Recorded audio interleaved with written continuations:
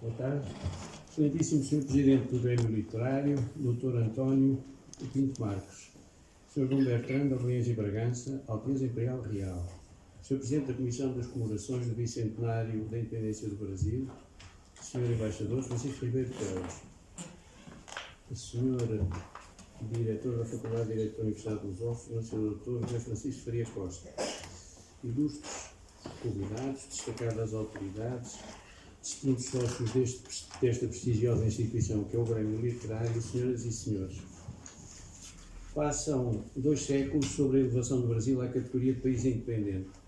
Não empalideceu a cintilância do seu significado histórico, nem o interesse dos estudiosos esmorecer. Comemorar a independência do Brasil é, de certo modo, voltar a vivê-la.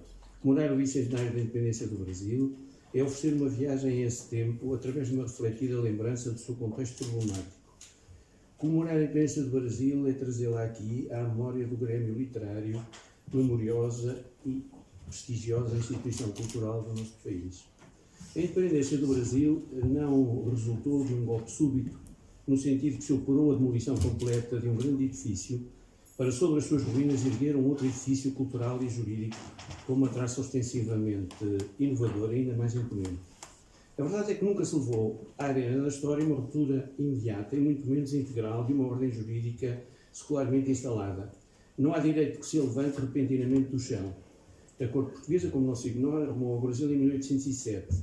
Sem rebuço, atrevo-me a dizer que o processo independentista do Brasil começou quando a esquadra que transportava a Rainha Dona Maria e o Príncipe Regente Dom João aportou em terras brasileiras, mais precisamente na Bahia. Não raro, a diplomacia, entre sorrisos e sussurros, antecipa e prepara com a sua discreta sabedoria os grandes acontecimentos.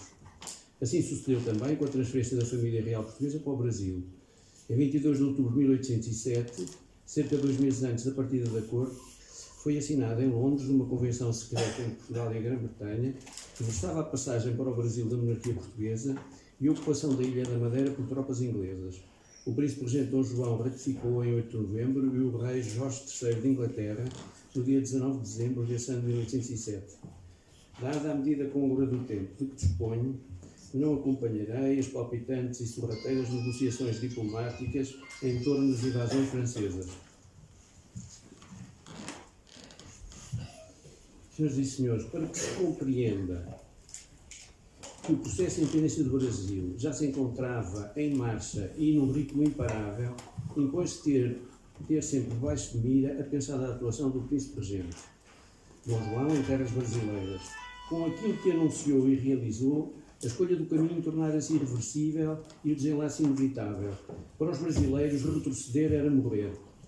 Diante do quadro intencionalmente vibrante que Dom João pintou com traço ponderado e rigoroso, compreende sem o mínimo regalar de olhos as palavras proferidas pelo Presidente da República do Brasil, Epitácio Pessoa, no Palácio do Cadete, por ocasião do banquete oficial celebrativo do primeiro centenário da independência do Brasil, que teve lugar em 18 de setembro de 1922. Na presença de António José de Almeida, Presidente da República Portuguesa, salientou então de modo certeiro Epitácio Pessoa. Ninguém mais trabalhou pela independência do Brasil do que Dom João VI, que nos seus 13 anos de administração cuidou exatamente de preparar o país para o governo de si mesmo, abrindo-lhe os portos, dando-lhes arte, escolas, academias, bibliotecas, imprensa, liberdade de comércio e de indústria, meios de transporte, vias de comunicação, exército, armada, cultura, numa palavra, tudo quanto podia conduzir-nos à vida de soberania. Fez-o com o propósito declarado e firme de formar no Brasil o grande império do futuro. Quando ele partiu, em 1821, já o nosso país tinha 6 anos de vida como reino, com a sua política, a sua administração e o seu credo religioso, condições essenciais à formação da nova nacionalidade. Essa formação já o velho monarca previa, tanto que ao deixar as praias aconselhava o filho a pôr na cabeça a nova coroa antes que o fizesse qualquer aventureiro. Na linha do ainda não cansado paternalismo régio, tão caro ao pensamento político português, pode afirmar-se que Portugal, pela mão do seu rei Dom João VI, preparou e educou o Brasil para a independência, como um pai prepara e educa um filho para a maioridade. Na verdade, o Brasil beneficiou dos desvelos e cuidados de um protetor que não ficou distante, mas permaneceu à sua cabeceira, na verdura da sua primeira idade autonomista. Senhoras e senhores, na marcha triunfal para a independência, A elevação do Brasil a reino no quadro do Reino Unido, Portugal, Brasil e Algarves constitui um autêntico cruzeiro autonomista. Atentemos um pouco no diploma legal que o consagrou. Nos precisos termos da Carta de Lei 16 de dezembro de 1815, ascendeu o Brasil à dignidade de preeminência e denominação de Reino do Brasil, de que se formasse um só reino debaixo do título Reino Unido, Portugal e do Brasil e dos Algarves. Não foi, com certeza, arbitrária a ordem desta trindade de reinos. O Brasil, atendendo ao seu relevo no conceito imperial, vinha naturalmente numa posição que adequacia a dos Algarves, apesar da sequência do tempo histórico. Em todo o caso, o reino dos Algarves não podia ser apagado em titulácio, mas apagou-se por panfletos e controvérsias. Simplícito é porque não levantava o mínimo problema. O importante reflexo da mudança recaiu precisamente na intitulácio que via encabeçar diversos diplomas legislativos, de sorte que em cartas de lei, alvarás, provisões e atos públicos, o monarca passava a ostentar o título de Príncipe Regente do Reino Unido, Portugal, do Brasil e Algarves, da Alemanha, África, da Guiné, etc, etc, etc. Quanto mais não fosse, a carga simbólica para os brasileiros não podia deixar de tremulosir de modo cintilante.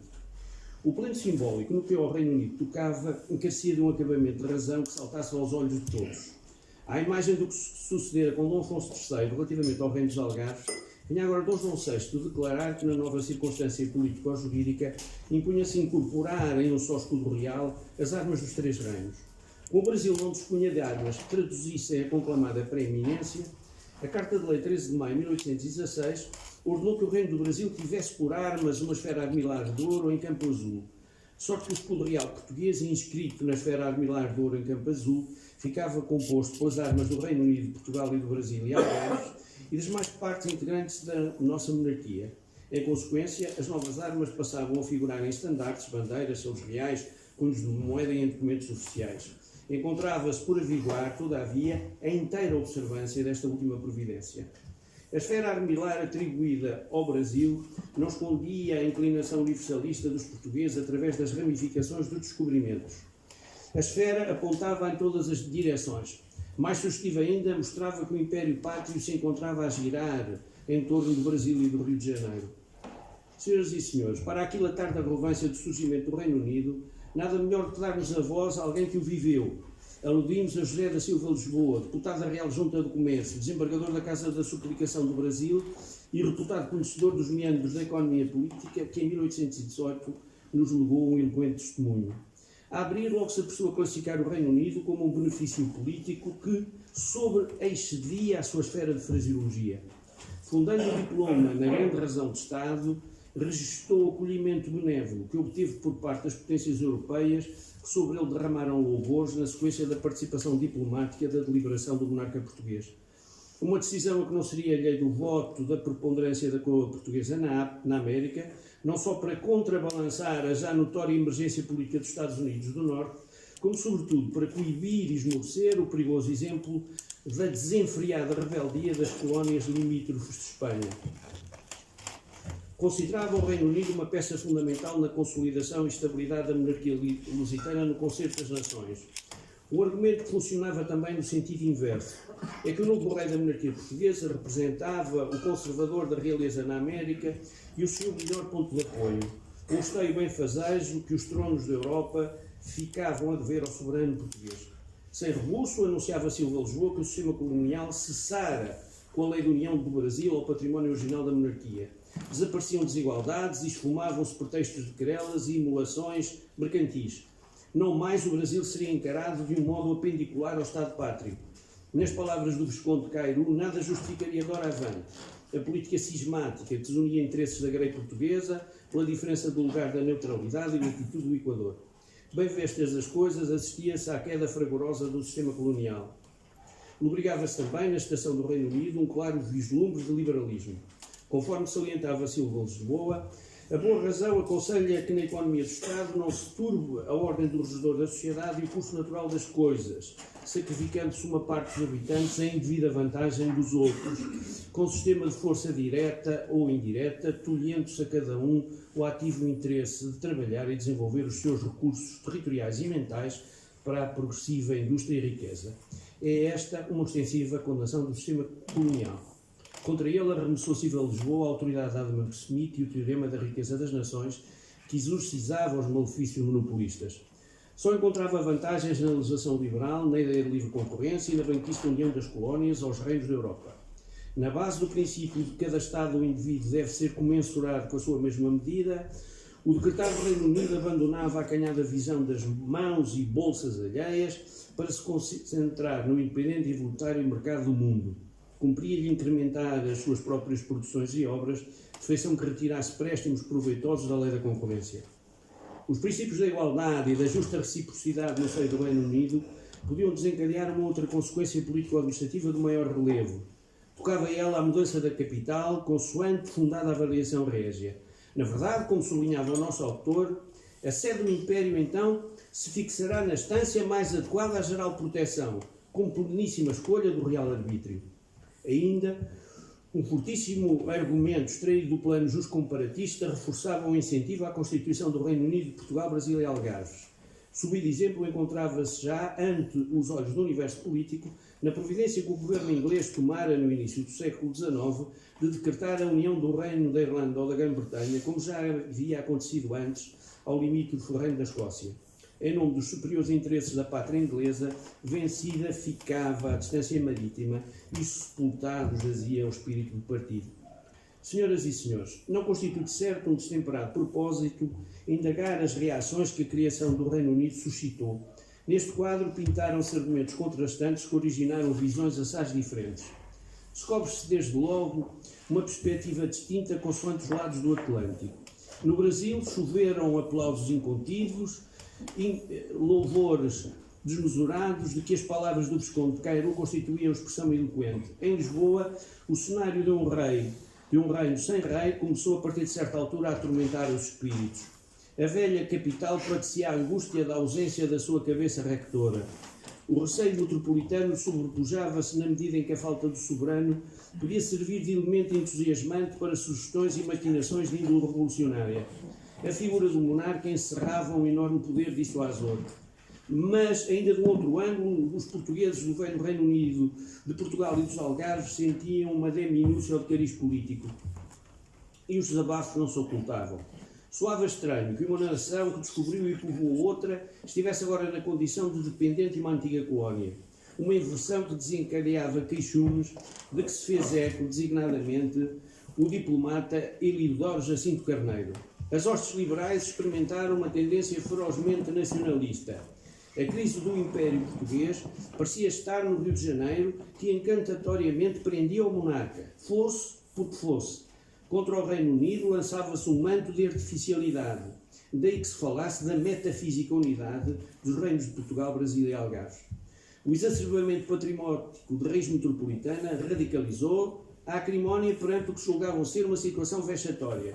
Como sublinhou em 1820 Liberato Freire de Carvalho, Portugal não é o que antes foi, isto é, a cabeça e a sede de um magnífico império. É uma colónia e até misérrima colónia de uma das suas antigas colónias. As incongruências de um tempo instável nas relações luso-brasileiras conduziram ainda a um outro caminho, um rumo de sensibilidade política bem diversa. Aludimos às forças latentes do iberismo que assomaram à janela e com algum estridor. A União Ibérica erguia-se das cinzas, para em lance desafiante defrontar o Reino Unido. Mas a quimera vinda do passado nunca conseguiria vencer. Mais parecia uma propensão desvairista.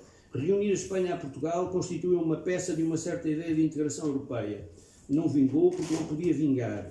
Apesar de tudo, havia quem sustentasse que ser sócio de uma nação já livre como a Espanha era preferível do que ser colónia pobre de uma antiga colónia. Um velho complexo colonizador que o tempo se encarregou de desvanecer. A ideia do Reino Unido começou a abrasear em chamas perante a necessidade de lhe desenhar uma imagem com certo teor jurídico-constitucional. Antes de tudo, não se tratava de várias coroas que caíam na cabeça do mesmo soberano, ou seja, uma união pessoal. Ao invés, havia apenas uma coroa única para os diversos reinos, o que traduzia em termos jurídicos uma clara união real. O tipo de reino atribuído ao Brasil não podia ser vão, ou assumir o mesmo sentido evanescente que o conferido ao reino dos Algarves. Reclamava conteúdo, e um conteúdo nítido. As Cortes Gerais Extraordinárias e Constituintes portugueses balançavam de um extremo ao outro. Uma corrente altamente conservadora imaginou que a Corte nunca estanciara no Rio de Janeiro. Com irredutível propensão centralista, a soberania única não admitia poderes separados para o Brasil. No âmbito judiciário, postulava a existência no Reino Unido de um único Supremo Tribunal de Justiça com sede em Lisboa. Além disso, o conclamado princípio da indelegabilidade redundava em recusar a entrega ao Brasil de qualquer delegação de poder executivo e muito menos legislativo. Do ângulo oposto, a inteireza da unidade do Reino Unido dificilmente subsistiria sem mácula. O Brasil precisava de um Supremo Tribunal próprio. Em desenvolvimento máximo do velho princípio da especialidade do direito colonial, carecia de legislação específica, organicamente expressa na distinção entre cortes gerais e cortes especiais, e reclamava uma delegação de poder executivo de grande amplitude. Houve mesmo quem sustentasse a proliferação de governos delegados, com os riscos que logo se vislumbraram para a unidade do Brasil. No plano dos factos, as cortes vintistas assolaram os ânimos brasileiros, pretenderam desconstruir a obra de Dom João VI. Desde logo, o famigerado projeto de decreto de relações comerciais entre os reinos de Portugal e Brasil, levado à sessão de 15 de março de 1822, soava cá quase a um ato de agressão económica.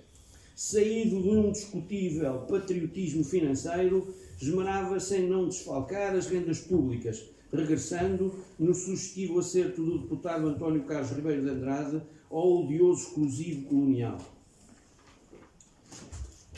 Perante desenganos e agravos, não poucos moderados cavaram trincheiras independentistas. O mais emblemático expoente de tal deslizamento foi José Bonifácio de Andrade e Silva. Num documento mandado imprimir em outubro de 1821 com o título Lembranças e Apontamentos do Governo da Província de São Paulo para os seus deputados, José Bonifácio sustentava expressos e verbis o princípio da integridade e indivisibilidade do Reino Unido, declarando que as suas possessões em ambos os hemisférios serão mantidas e definidas contra qualquer força externa que as pretender atacar ou separar. Quando permitissem a diversidade de costumes, territórios e circunstâncias, preconizava a igualdade de direitos políticos e civis no seio do Reino Unido. Uma questão em que não se afirmava perentória e respeitava a fixação da sede da monarquia. Havia argumentos para que se estabelecesse, quer no Reino Unido, quer no Reino de Portugal, mas admitia perfeitamente a alternância da capital entre o Brasil e Portugal, com recurso, inclusive, a um regime de rotatividade temporário. Do ponto de vista jurídico, no capítulo que dedicou aos negócios do Reino do Brasil, afirma-se de veras interessante o edifício projetado por José Bonifácio. De toda a conveniência seria estabelecer um governo geral executivo para o Reino do Brasil, ao qual se subordinariam os governos provinciais. A ele assistiria, desde que a capital do Império não se encontrasse no Brasil, o direito de demarcação, tanto das fronteiras externas como dos limites entre as diversas províncias do Reino do Brasil. De subido relevo, mostra-se a adoção, por parte de José Bonifácio, do princípio da especialidade do direito brasileiro relativamente ao direito metropolitano. Assim, as Cortes da Nação, quando resolvessem dar acolhimento ao movimento codificador já implantado na Europa, e flagrantemente na elaboração de um Código Civil e Criminal, deviam muito ter em conta a realidade brasileira, ao ponto de introduzir modificações segundo a diversidade de circunstâncias do clima e estado de população, composta no Brasil de classes de diversas cores, pessoas umas livres, outras escravas, pois estas considerações e circunstâncias exigem uma legislação civil particular. Era a tal complexa amalgamação de que falava José Bonifácio a ditar tais normas. Erigidos em alvo predileto por parte do poder legiferante, deviam ficar, de acordo com o alvitre de José Bonifácio, a catequização e civilização progressiva dos índios bravos, que vagueavam nos montes e branhas, por um lado, e a emancipação gradual dos escravos, melhorando a sua sorte e convertendo-os em cidadãos ativos e virtuosos. Sem espanto, mais tarde, para a Assembleia Constituinte e Legislativa de 1823, José Bonifácio acabaria por apresentar dois projetos de lei. Um contemplava um regulamento para promover a civilização dos índios do Brasil, o segundo alvitrava a elaboração de uma lei com o fito de abolir a escravatura. Senhoras e senhores, na ótica de José Bonifácio de Andrade e Silva, um governo constitucional só subsistiria apoiado na maior instrução e moralidade do povo. Daí que, além de uma rede de escolas de primeiras letras, defendia que em cada província do Brasil houvesse um colégio ou ginásio em que se ensinassem as ciências úteis. A coroar este plano educativo à escala do Reino do Brasil, julgava imperioso que se fundasse uma universidade, composta pelas faculdades de Filosofia, Medicina, Jurisprudência, sendo a quarta e última, note-se, de Economia, Fazenda e Governo. Via em São Paulo o local mais afeito à instalação da universidade. Recomendavam a escolha, o clima temperado, mais frio que quente, a salubridade dos ares, a barateza e a abundância dos combustíveis e a fácil comunicação com as províncias centrais e de beira-mar. De resto, São Paulo já dispunha de edifícios para as diversas faculdades nos conventos do Carmo, São Francisco e dos Bentos. A coerência do Reino Unido, gizado por José Bonifácio, ressaltava também de uma outra linha argumentativa. Ao lado da cabeça retora do reino no plano cultural, que era a universidade, julgava necessário erguer um centro retor, mas agora inscrito na órbita político-administrativa. Daí a sua vigorosa proposta de levantar uma cidade central no interior do Brasil, em sítio sadio, ameno, fértil e regado por algum rio navegável onde passaria a residir a corte ou regência. No fundo, tratava-se de criar a capital política e administrativa do reino. Uma clara antecipação de Brasília. Pois muito bem, apesar do desvelo inicial pela fórmula do Reino Unido, José Bonifácio transformou-se num intransigente arauto da independência. Contra a perfídia das cortes portuguesas fez trovejar a sua voz. Os assomos recolonizadores soavam-lhe intoleráveis. Não admira, pois, que José Bonifácio tivesse sido um desassombrado pregoeiro da independência e da liberdade do Brasil. Todavia, nas suas próprias palavras, apregoava uma liberdade justa e sensata, debaixo das formas tutelares da monarquia constitucional. Um aspecto subido esplendor constitucional até pelo seu caráter pioneiro e cuja importância tem passado um tanto despercebida respeito ao facto da União Real Luso-Brasileira haver sido recebida em cheio pela Constituição Portuguesa de 1822. É isso proclamar, sem rodeios, que a nação portuguesa é a união de todos os portugueses de ambos os hemisférios, formando o seu território o Reino Unido, Portugal, Brasil e Algarves. É isso que previa que no Brasil houvesse uma delegação de poder executivo, confiada a uma regência composta por 5 membros, nomeados pelo rei, ouvido o Conselho de Estado. Um dos secretários de Estado assumia a pasta dos negócios do reino e da fazenda, um outro incumbir-se-ia da justiça e dos assuntos eclesiásticos, e um terceiro ficaria a pertencer à Secretaria da Guerra e da Marinha. Do ângulo da arquitetura vintista do Poder Judicial para o Brasil, encontrava-se a existência de um Supremo Tribunal de Justiça brasileiro, com sede no lugar onde residisse a regência do Reino e gozando de idênticas atribuições ao Supremo Tribunal de Justiça de Portugal.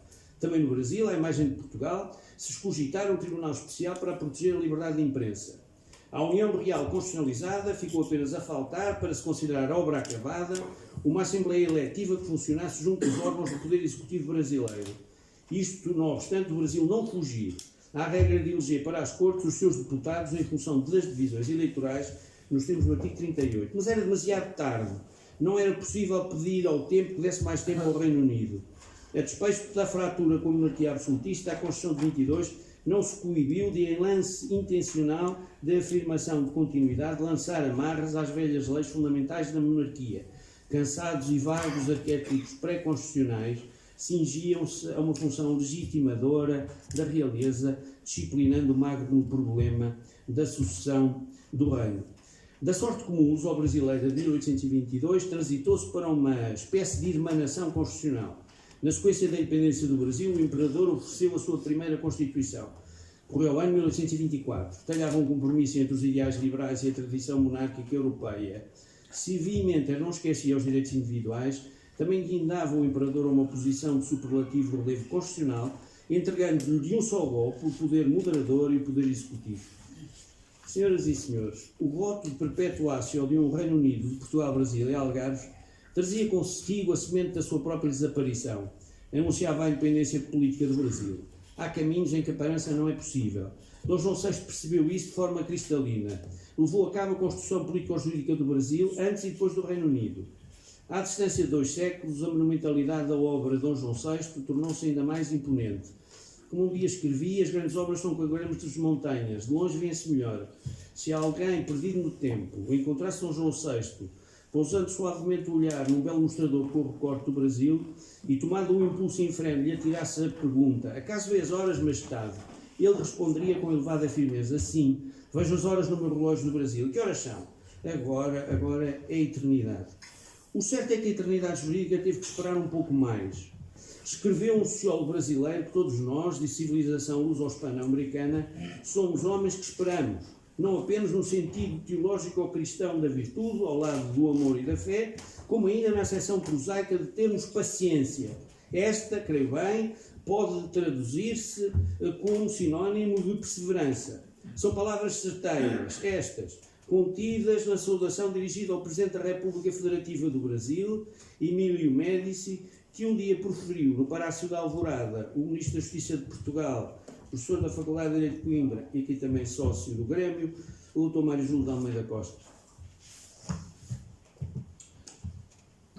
Ilustres membros do Grêmio Literário, o Tratado de Paz e de Aliança de 1825 constituiu o desenlace final de um caminho rochoso povoado de escolhos que culminou no reconhecimento da independência do Brasil. Ao invés do que se poderia supor, vozes houve altissonantes que não aprovavam a celebração do tratado. E a mais autorizada foi, sem dúvida, a do patriarca da independência do Brasil, José Bonifácio de Andrada e Silva. A sua esmagadora auctoritas académica e política conferia às suas teses um peso muito especial. José Bonifácio de Andrada e Silva tinha frequentado a Universidade de Coimbra de 1783 a 1788. Aí o ensino paulista logrou obter os graus de bacharel formado em Leis e de bacharel em Filosofia. Logo a seguir foi admitido na prestigiosa Academia das Ciências de Lisboa e partiu para o estrangeiro com a missão de empreender investigações nos domínios da mineralogia, da metalurgia, das ciências químicas. Contou com o benfazejo patrocínio do Duque de Lafões. Em 1801 ocupava a cátedra de metalurgia na Universidade de Coimbra. Em 1805 surge nomeado desembargador da Relação do Porto. Escusado será encarecer a importância da formação jurídica no capítulo das ideias políticas que marcaram a educação do patriarca da independência em Coimbra. Daí que se deve observar a pauta magistral do tempo em que ele foi aluno.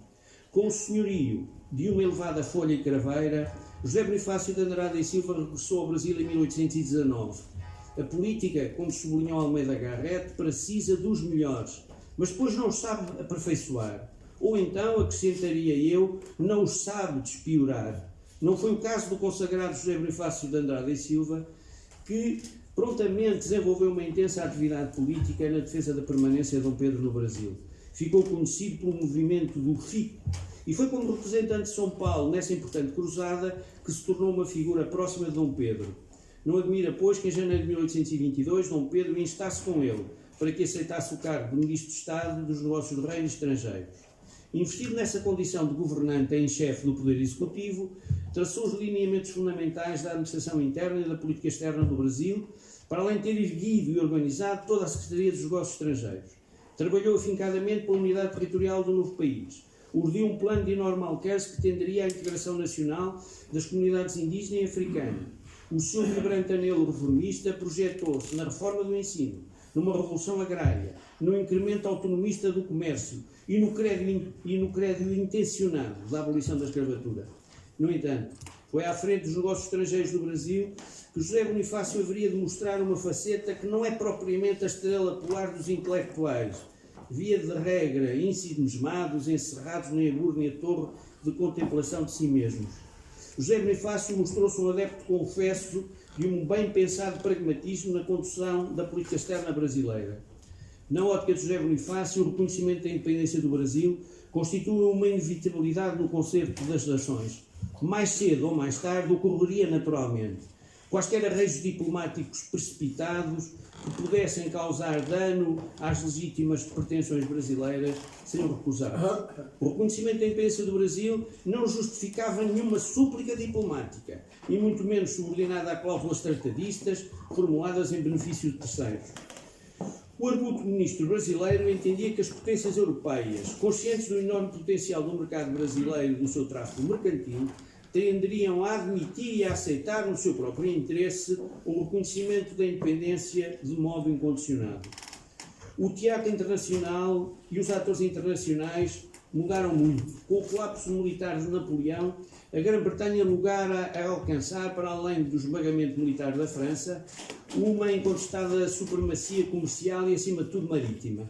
Os ingleses, tradicionais paladinos e indefectíveis dos seus próprios interesses económicos, às vezes tutelados de uma forma leonina, entreviam agora o esfacelamento do antigo sistema colonial português a fim de assegurar o controle de tais mercados ultramarinos. Mirando o Brasil da sua vaidosa torre de contemplação, os ingleses já contabilizavam uma enorme válvula de escoamento das suas manufaturas num processo de industrialização que continuava a todo vapor. Uma poderosa marinha mercante cruzaria sem descanso os mares, transportando também para o Brasil os produtos importados da Inglaterra. A estratégia inglesa não escapou a José Bonifácio de Andrade e Silva. Por isso, logo instruiu Felisberto Caldeira Brand, representante brasileiro em Londres, para que fizesse ver claramente visto à Inglaterra que o Brasil era um país independente. Daí que tomasse o seu posto na cena internacional, mesmo sem reconhecimento da independência, embora não desconsiderando a sua relevância. Mas logo se atirava uma advertência em relação a todos os Estados que se mostrassem reticentes no reconhecimento da independência. A fatal consequência seria esta: esses Estados encontrariam as portas dos portos brasileiros fechadas. Nessa linha de firmeza, José Bonifácio não autorizou que se pedisse qualquer empréstimo à Inglaterra. Ao contrário, preferiu recorrer à dívida pública interna através da emissão de letras de tesouro de modo a financiar o país nascente. Deu prioridade José Bonifácio de Andrade e Silva ao estabelecimento de relações cordiais com Buenos Aires. Prima facie, essa política constituía um gesto de pleno arrojo, suscitando mesmo alguma perplexidade para a diplomacia da época. É que ainda abraseava em chamas a conflituosa questão da Cisplatina e estava longe de se apagar da memória a turbulência que se gerara em torno do designado carlotismo que aspirava a levar Carlota Joaquina ao trono na polémica condição de vice-rei do Prata. Buenos Aires tinha de perceber que só através de um tratado amistoso com o Brasil se poderia opor, conjuntamente com os outros governos da América Espanhola, às manobras da política europeia. Entretanto, no Rio de Janeiro, porfiou para encontrar uma solução aceitável para a questão da Cisplatina. Julgou encontrá-la José Bonifácio quando, na veste de deputado constituinte, a Alvir Troco se conseguisse um estatuto especial ao Estado Cisplatino. Mas as coisas não correram de feição ao ministro. A sua proposta ficou afastada do texto da Constituição e a volubilidade do presidente da Argentina, Bernardino Rivadavia, em nada ajudou para o que se viria a passar. O conflito não se aquietou, o Tratado de Paz entre o Brasil e as Províncias Unidas só chegaria em 1828 e selou a perda da província Cisplatina, a qual se haveria de transformar no atual Uruguai.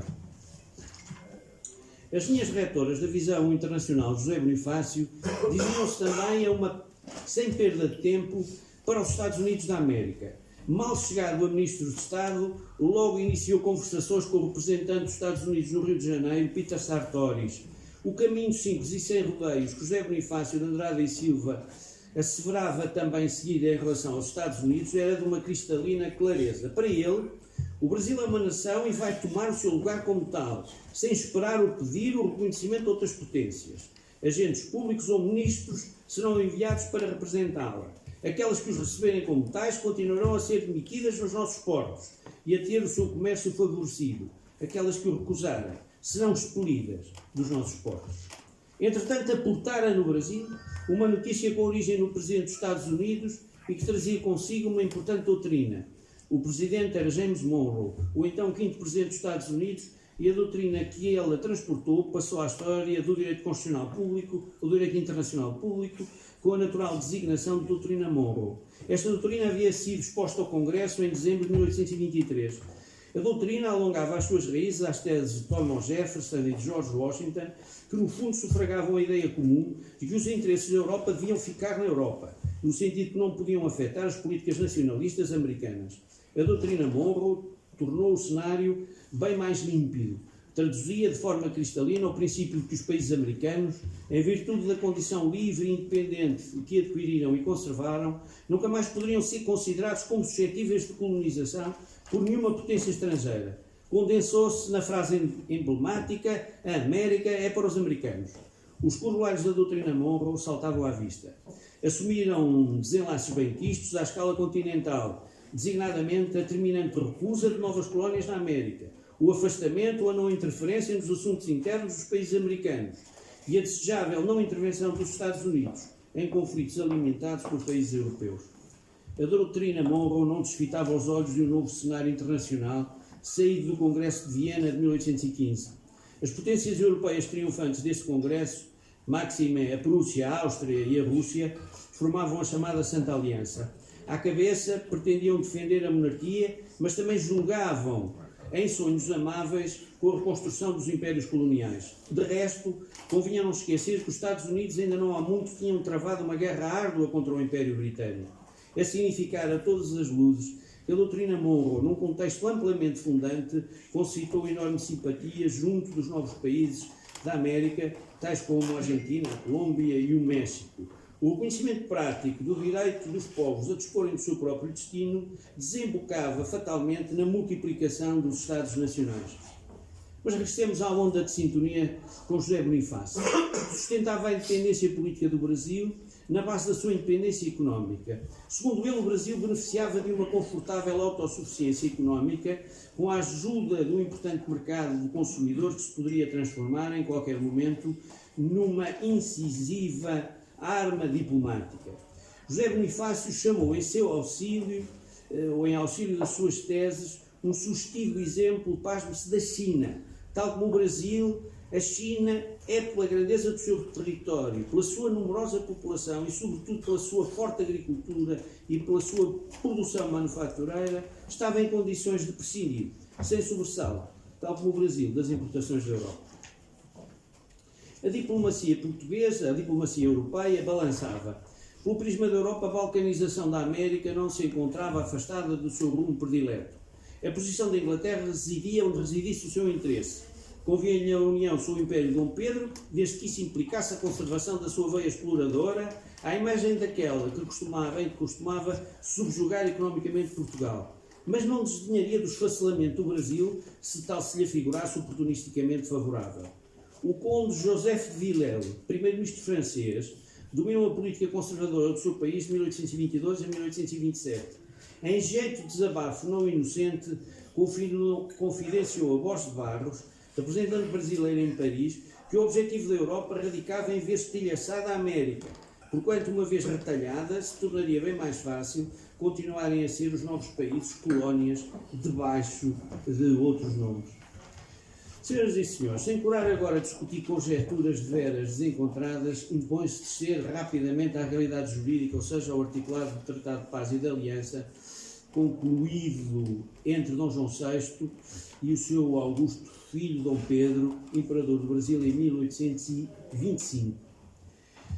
Saliente-se de imediato que o tratado fora precedido de um outro diploma, o qual, em rigor, já reconhecia o Brasil na categoria de Império Independente e separado dos reinos de Portugal e dos Algarves. Do mesmo passo, reconheceu Dom Pedro por imperador, uma vez que Dom João VI transferira, se ponta é sua, a soberania do denominado Império do Brasil para o seu filho e legítimos sucessores.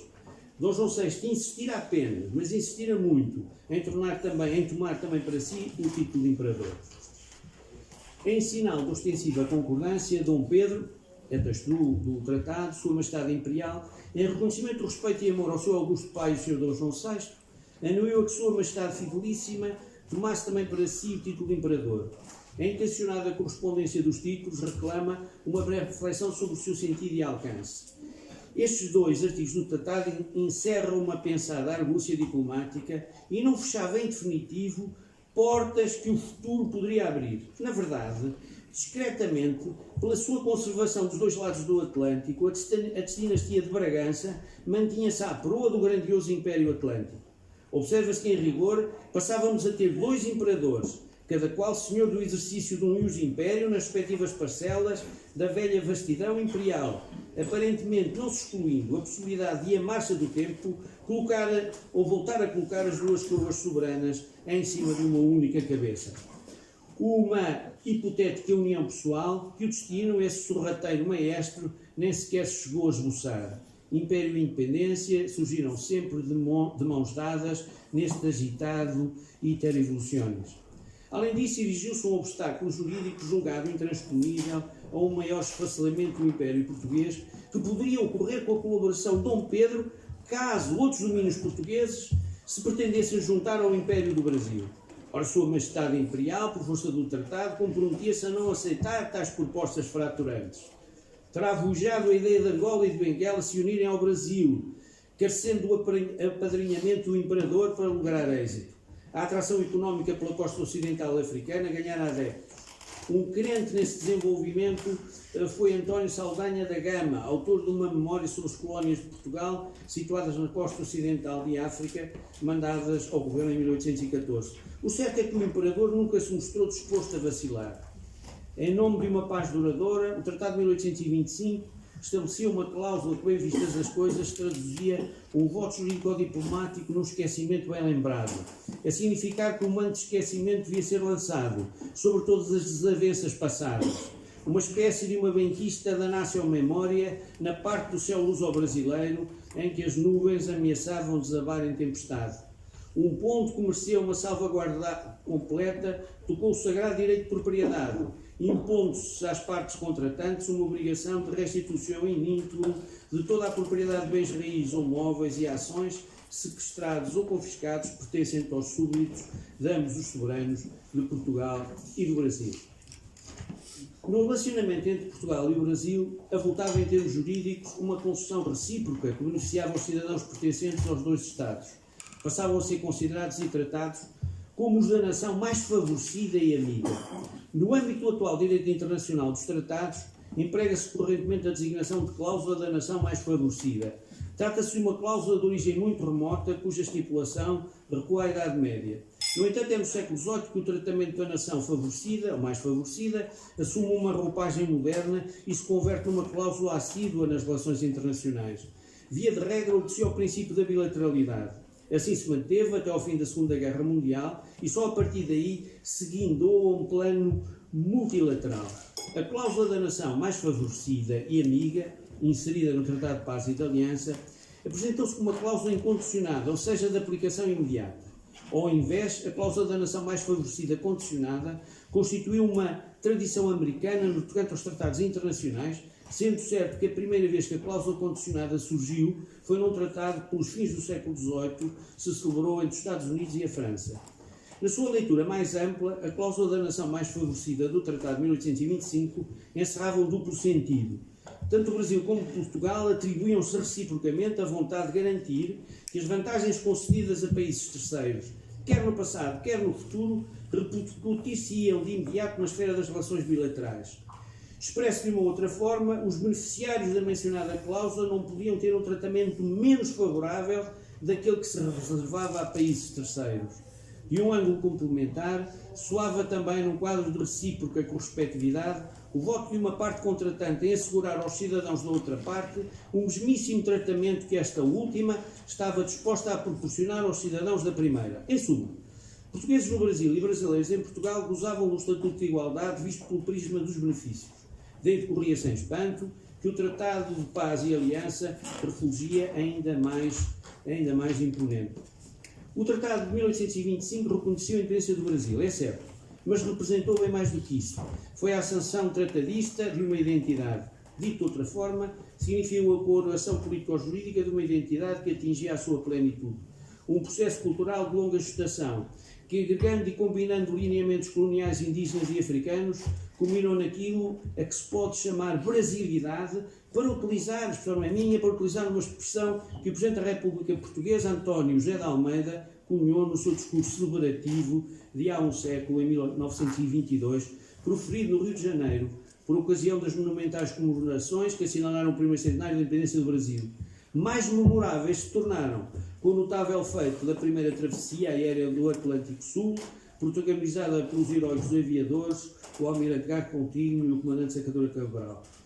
O avião tivera o condão de mostrar no acerto presidencial a águia da lenda que leva nas possantes asas arqueadas o prestígio, a glória e a fortuna moral de um povo inteiro.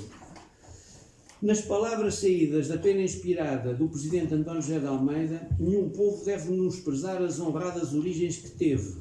E nenhum povo tem o direito de olhar com ressentimento ou tristeza sequer a separação no seu todo daquela parte que, no exato cumprimento dos seus destinos históricos, uma vez sentiu a ação de forças indomáveis que o levaram ao legítimo afastamento. Ora, o Brasil tem sabido construir uma civilização própria. Reconheceu sem tibiezas o nosso Presidente, que é entretecida pela velha tradição portuguesa, conjugada num forte e sadio ambiente americano, em que, em resultado do esforço intrépido e inteligente de homens resolutos, ergueu um estado de alma coletivo poderosamente identitário. Senhoras e senhores, a propícia marcha imperial tocou altissonante como nunca com a deslocação do rei para o Brasil. O Tratado de 1820, Portugal reconheceu a independência do Brasil, mas de um certo ângulo monocular, é certo, provocou um efeito adverso relativamente ao Brasil. No fundo, vinha tornar definitivo o juramento definitivo de um sonho que virara utopia. Repudia-se o utopismo, é certo, e aplica-se aqui o termo utopia no sentido originário que o seu pai, Tomás More, lhe conferiu na Utopia, Tratado de Melhor Forma de Governo, de saída a lume em 1516, mas continua a apaixonar e a preencher as reflexões dos estudiosos do mundo moderno.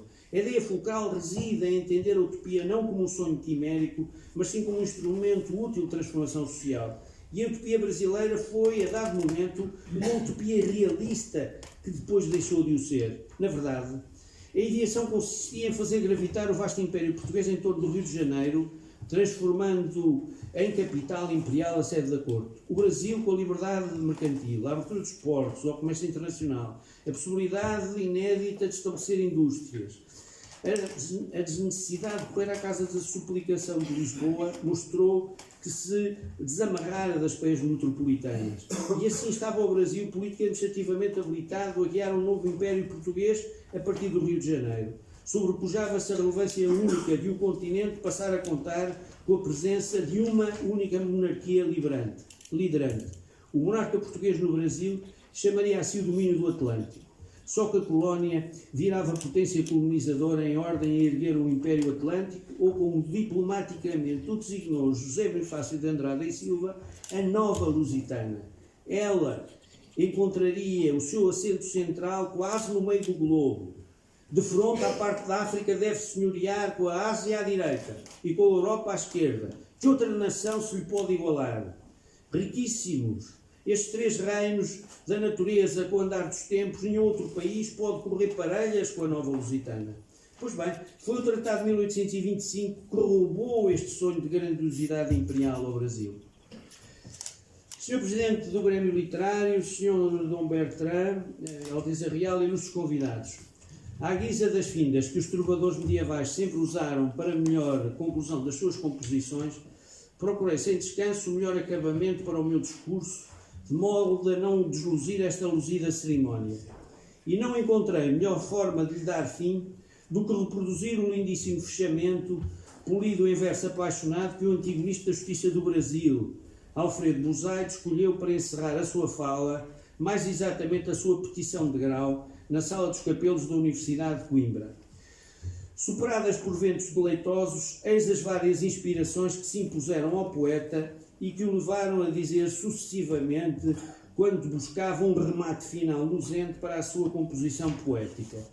De início, ensaiou: hei da mala enquanto o sol iluminar o universo, mas o sol pode apagar-se. Excogitou depois outro verso: hei da mala enquanto a lua iluminar a terra com os seus raios prateados, mas a lua é tão inconstante. Ainda uma outra tentativa acolheu à sua lembrança: hei da mala até à morte, mas a morte furtiva chega de repente, e de tão lúgubre que é, não pode aliar-se ao amor. Feiscou então a sua centelha de gênio e escreveu: hei da mala até Deus envelhecer. Ora, Deus é infinito e a sua grandeza é eterna. Senhoras e senhores, agora, socorrendo-me eu deste lindíssimo verso para afirmar que haveremos de manter, ou haveremos de manter nós, portugueses e brasileiros, as mãos dadas por baixo do Atlântico até Deus envelhecer. Assim será, na verdade, até Deus envelhecer. Até Deus envelhecer, assim será. Muito obrigado.